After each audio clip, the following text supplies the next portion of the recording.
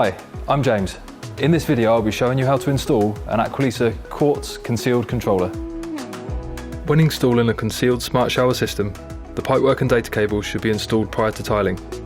Concealed cables must be protected by a suitably sized conduit to allow for removal in the event of service or maintenance. Ensure that the conduit is run to avoid the controller fixing holes. Holding the wall plate on the wall in the desired location for the shower control, mark fixing points. Drill and prepare the 4 wall fixings for the controller using the fixings provided. Ensure the data cable is held securely by the narrow middle slot of the mounting plate and fixed to the wall using the screws provided.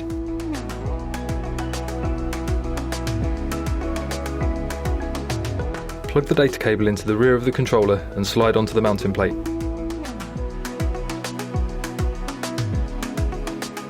Secure the controller to the backplate with the fixing screw located at the bottom of the controller using a small posi drive screwdriver.